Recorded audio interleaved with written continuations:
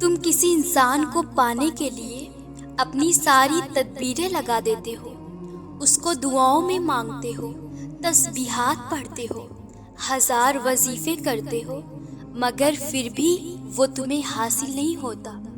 آخر کیوں؟ اور پھر تمہارے ذہن میں ہزار قسم کی غلط باتیں ابھرنے لگتی ہیں۔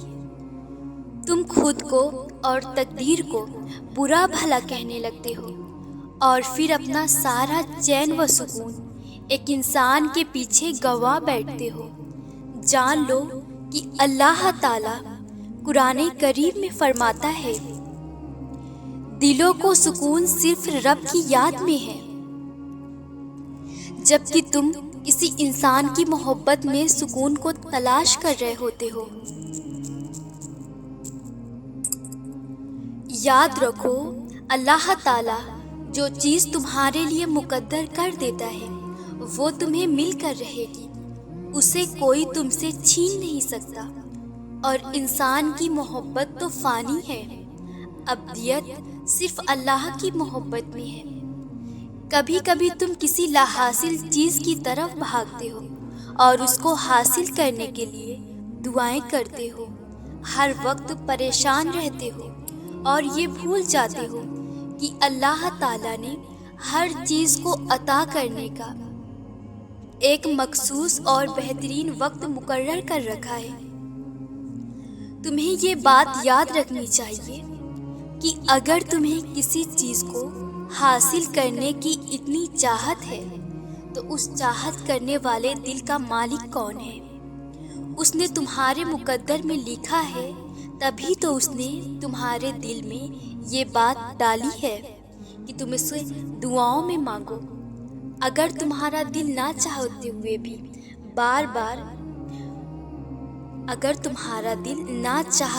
بھی بار بار اس کی طرف رجوع کر رہا ہے تو یہ بھی اس بات کی نشانی ہے کہ شاید اللہ تمہیں اس سے ملانا چاہتا ہو، مگر وہ تمہارے صبر کو آزما رہا ہو کہ کب تک تم اس کا انتظار کرتے ہو۔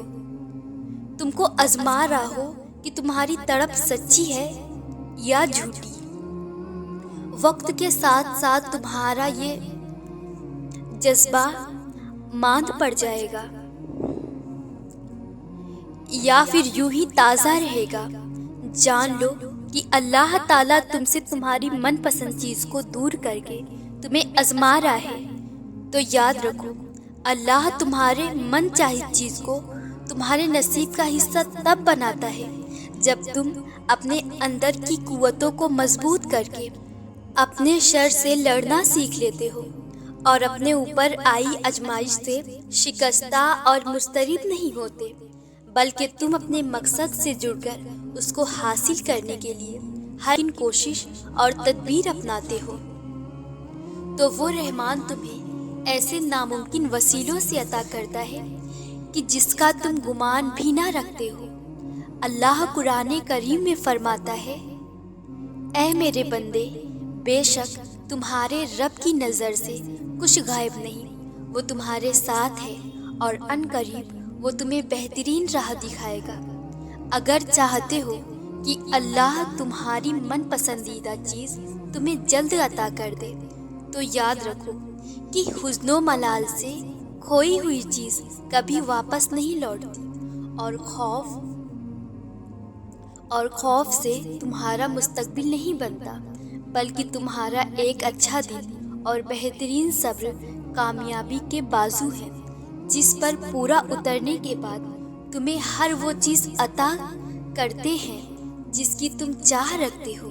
اور جان لو کہ اگر کوئی چیز تم سے لے لی جاتی ہے تو اس سے بہترین نعم البدل تمہیں وقت کے ساتھ عطا کیا جاتا ہے، جس کا اندازہ تمہیں نہیں ہوتا۔ اس چیز کو پا لینے پر تم اس کا اندازہ لگا پاتے ہو کہ میرے مقدر میں تو یہ چیز لکھی ہوئی تھی، لیکن میں کہیں اور بھٹک رہا تھا۔